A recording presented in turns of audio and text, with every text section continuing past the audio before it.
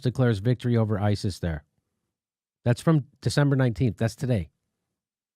That's a big deal. That's a big deal. Right? Would you guys agree would you, lady and gentlemen, agree? You know what? I can't even believe I get to see this headline in my lifetime. In my lifetime. Right? Because I had no idea that the military-industrial complex would be alive and well. And when we get to see a headline like this, don't you feel better? Trump promised to pull us out of the wars. A lot of people on the right voted for him because of that reason. I had my fingers crossed that he would do that. And in Bob Woodward's book, he said, why don't we just pull out of Afghanistan?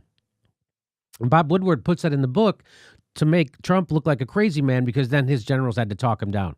No, we can just pull out. And we can just pull out of Syria. We can get the F out of there. We're only there at the behest of Saudi Arabia and Israel anyway. So this is a good thing. That's a good thing, but it's going to be now reported, I'm going to guess ubiquitously like this. Like it's going to be reported like this. Russia praises U.S. decision to pull troops out of Syria. Oh. Here's a guy for the New York Times, Brett Stevens, op-ed columnist for the New York Times, MSNBC contributor.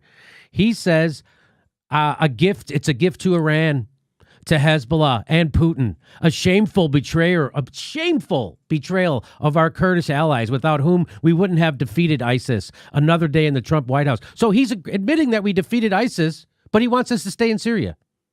That's what he just said in his tweet, this guy. You know what? Can I say this, Jimmy? What American knows why we're in Syria anyways? Right? Like, how many people would really be informed if you went around? They would say because he gassed people, and so we have to go save people who are being gassed by Assad. Although that's not why we're there. We're in Syria because they want to put a pipeline through Syria, and Russia doesn't want that pipeline going through Syria because it's going to bring natural gas to Europe. He sells natural gas to Europe. So and also Israel wants Assad gone because he's aligned with Iran. So it's Israel and Saudi Arabia. That's why we're there. We're there at the behest of oil and Israel. Or fossil fuels and Israel. And this guy says we should stay there. Why? He doesn't really give a reason. He just says it's a gift to Iran. To Iran? So he wants us to go to war with Iran, too, this guy. We did Iraq. We did Libya. We're just still in Afghanistan, still in Syria. He wants us to go. This is what the New York Times is. That's who these people are. Did I tell you that they cheer on every war? Here he is cheering on 2 wars in one tweet. The Iran war and Syria. In one tweet. Both those wars, the American people don't want anything to do with. Donald Trump says, we have defeated ISIS in Syria, my only reason for being there during the Trump presidency. Here's Mia Farrow, right underneath his tweet. She said, you are putting America in danger. How? I have no idea how that puts America in danger. She doesn't say. She says, military experts tell us that ISIS remains active, and if we leave, we'll expand. Oh, so we just have to occupy the whole world forever because ISIS might expand. If we don't occupy the whole world, so we got to stay in Afghanistan, we got to stay in Iraq, we got to stay in Libya, we got to stay in Syria, we got to go into Iran. Why? Because ISIS might expand if we don't. She says, while they celebrate in Moscow, Iran, and Damascus. And so she says, you are putting, military experts tell us, really? I go, you mean the same military experts that lied us into the Iraq and Libya wars and currently has us bombing 8 different countries? Trump has so completely ruined liberals' brains that they now publicly cheer on war and military confrontations with nuclear powers. Hashtag the resistance. I don't know if you know, but Mia Farrow's tweet attacking Trump from the right, wanting him to be more militaristic, to do more war, bomb more people, create more carnage. Her tweet, Mia Farrow's, it had 322 likes within a half hour.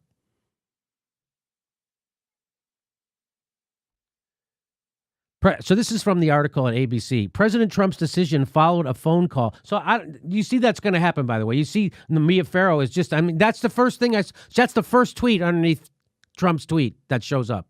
So that's why I grabbed it. I just grabbed all this stuff and very hurriedly put this together because as we were going to air, this story broke. This is breaking. And also something worth noting because, I'm still keeping my fingers crossed. As of the recording of this, we're recording it, we're still waiting on James Mathis. Yeah. We're still waiting on that go ahead. Right. So nothing's in stone yet. So Trump was on the phone with Erdogan, right, the president of Turkey, and that triggered the decision last Friday. That's what they say. During the call, Trump told Erdogan that he was planning to pull U.S. troops out of Syria. Chief Pentagon spokesperson Dana White said that in a statement on Wednesday that the U.S. had, quote, started the process of returning U.S. troops home from Syria. Once officially ordered by Defense Secretary James Mattis, the withdrawal would be completed within 30 days. That's fantastic. Trump's call with Erdogan on Friday followed a week of rising tension with Ankara, including the Turkish leader saying he would launch a military operation against the United States-backed Kurdish fighters in northeast Syria within a few days. So Turkey hates the Kurds, and they want to get at them. While Erdogan and other world leaders, such as Israel's Benjamin Netanyahu, were alerted to the president's impending decision earlier, some top U.S. officials were unaware until Tuesday. Later on Wednesday, the State Department also announced an intended $3.5 billion of U.S. Patriot missile sales to Turkey. Isn't that something? So a couple of billion, we go, okay, we'll pull out. And when asked why he pulled out of Syria, Trump said, Turkey buys a lot of our missiles. Come on. There are about 2,000 U.S. troops in eastern Syria advising and assisting the Kurdish-led Syrian Democratic Forces in the fight against ISIS. The first U.S. troops arrived in Syria under Obama administration in October 2015. Now, I remember, correct me if I'm wrong, I remember when they wanted Barack Obama to go in and bomb Syria, and he said, we're going to put it to a vote in the Congress, and Congress voted that stuff down. And so, remember, he had his line in the sand, and then they crossed it, and we didn't do anything. Everybody said Barack Obama made a mistake because he didn't do anything. Well, he did. He did. Even though they voted against going to sending troops, he did it anyway. That's the thing that doesn't ever get. Am I wrong about that? That didn't get reported, right? It was voted down. He said, I'm going to put it to a vote. The Congress said, don't do it. He does it anyway. Well, yeah, because they decided we needed to do something. Yeah.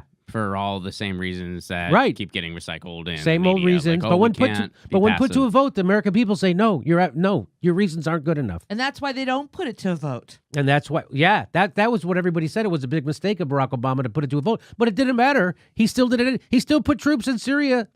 He still bombed the hell out of it. The original force of 50 U.S. advisors grew to an official level of more than 500, though it actually grew beyond that figure to approximately 2,000. So there's 2,000 soldiers that they admit are in Syria. That's what they're admitting. If these media reports, so this is Lindsey Graham, by the way. Lindsey Graham went after Trump for doing this. Yeah, he's real because he's a moron. He said if these media reports are true, it will be an Obama-like mistake made by the Trump administration.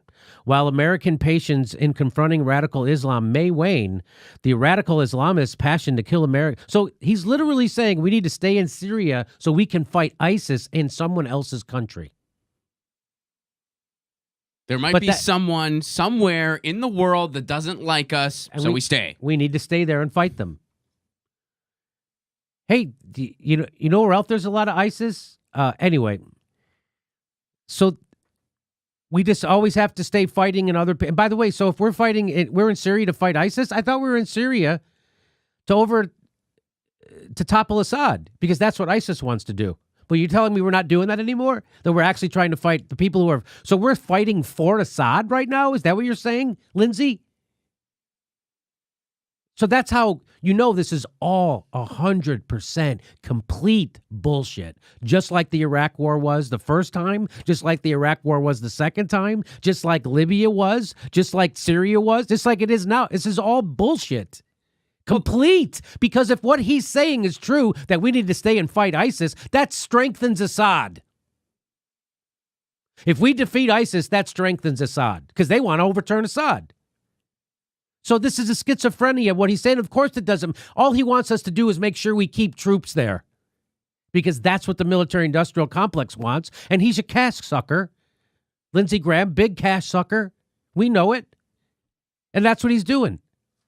Well, that's the problem. All this bullshit, the sad part is there's an economy built around it. Yes, there's an economy the built death around economy. this bullshit. We just had a preemptive strike in Somalia earlier this week. Really? I mean, yep. There's an economy built around this. Yeah. Endless war.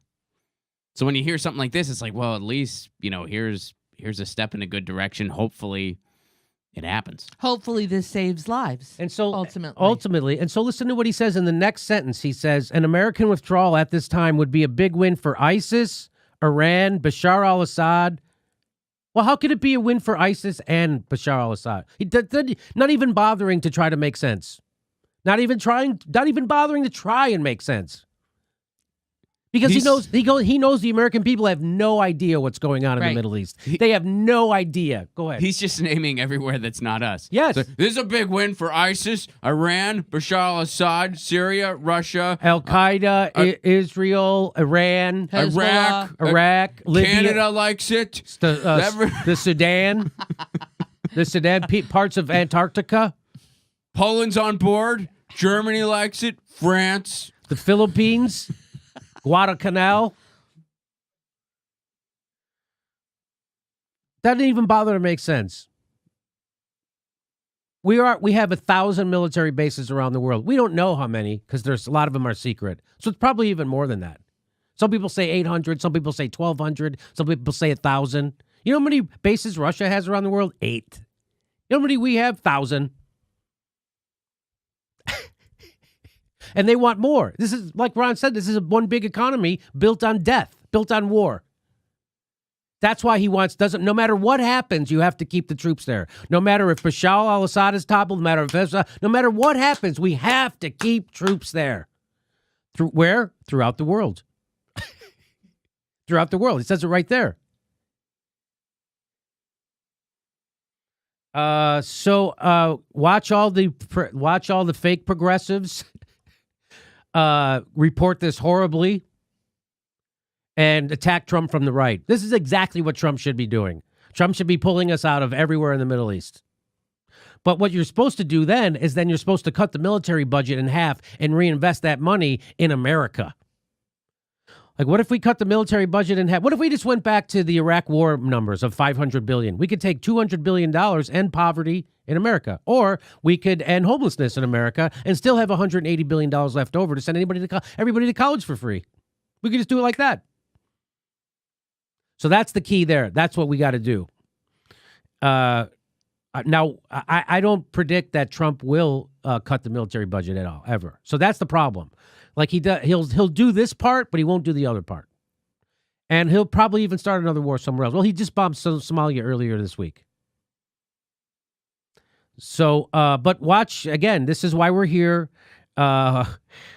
because this is a good thing, not a bad thing.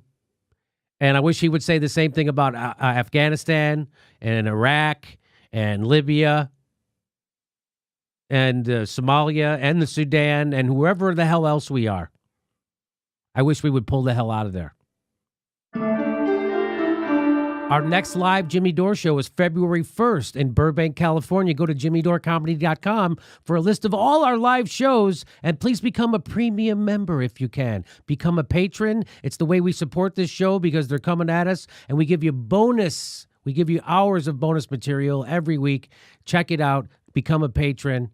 And if you can, make sure you're still subscribed. They unsubscribe people every day. I know it sounds crazy. It only takes a second. Please make sure and click that bell when you subscribe so they'll send you a notice